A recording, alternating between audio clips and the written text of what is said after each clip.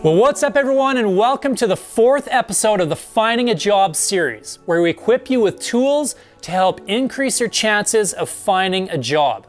As a student, finding a job can be a very frustrating process, especially if you've never done it before. We get it, which is why we've created these videos. Not only will they give you practical steps to help in finding a job, but it will also help boost your confidence and set you up for better results. In the last episode, we talked all about what to do if you have no previous job experience. It can be quite intimidating when you're going around looking for some work and all they want to know is what your previous job experience is. It's easy if you have some, right? But what if you have none? Well, we're going to fill you in on 2 practices you can pick up right now that will help in a big way. So make sure to go give it a watch if you haven't had a chance yet. And as always, make sure to subscribe to our channel and hit that notification bell. That way, every time we upload content, you'll be the first one to see it.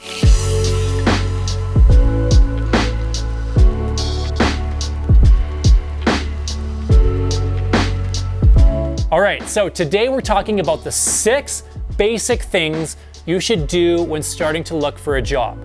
The search for a job sometimes can feel like a job in itself, right? It takes time, it takes effort, and sometimes can even take a whole lot of rejection, right? We haven't even got to the interview yet. Well, not a problem. While initially searching for a job can take a lot of effort, having a starter kit to help get the ball rolling might just make things a little bit easier. So here are 6 things you should do to help with your job searching. All right, here we go. Number 1, have a simple resume. A resume is a paper that highlights who you are, what your skills are, and the experience that you have. This is really important. As a student, it may feel like you don't have much to put on your resume, but that definitely doesn't mean you shouldn't do one. A resume is the one thing that a workplace will require and use to initially evaluate who you are as a person, if you're a good fit for the job, and what they're hiring for. So how do you write a simple resume? Well, you're in good hands. In episode 2 of this series, we talk all about what you'll need. We even provide you with a downloadable resume guide that matches the video content. So go check it out if you're ready to start writing your very first resume. All right, number 2, make a list of places to apply. Before heading out, jot down the places you're interested in working at or places that have said they're hiring. Your brain will thank you when you prep ahead and organize where you're going to be dropping off that resume. To get a list started, check online job boards or even think about places you'd enjoy working. Whether or not they have listed that they're hiring, it's always good to get your foot in the door in case they decide they're hiring down the road. So do your research, think about your interests, and write it all down before you head out. All right. Number 3, your friends are your best start. It's always best to start with your friends and family when looking for a job. You never know. Someone within your circle may work somewhere or know of someone that is hiring. It always goes a long way if that person can act as a good word for you if you decide to apply.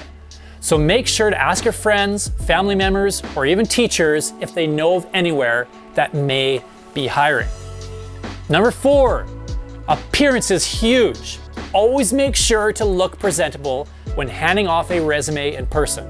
Take this one seriously, you guys. Listen, you don't have to wear a suit and tie or ballroom gown or whatever when handing off a resume, but you should look healthy and cleaned up.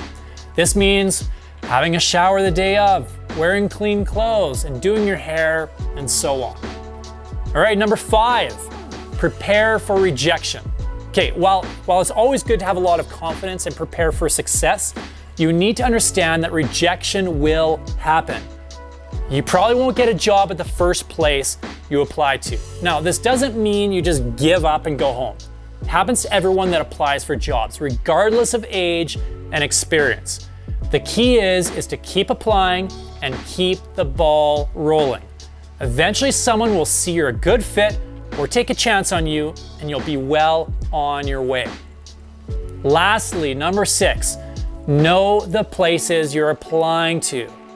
When you start applying to different businesses, Make sure you know some of the basics of who they are and what they do. This will help you decide if the places you're applying to are a good fit for you and will really impress your potential employers when you know information about their business. Now, most companies and businesses have websites or some sort of presence online. So search them out and learn a little bit about them. Okay, that's it. That's your 6 things starter kit when starting to look for a job. Listen, we get how intimidating it can be to start looking for some work. So at any point you feel lost or need some more guidance, make sure to reach out to us, and we'd love to help you in any way we can. And if you haven't watched the whole job finding series, seriously, I really want you to go watch the previous 3 episodes. Not only will it help in your job finding process, but it will boost your confidence and equip you with some basics if you've never looked for a job before.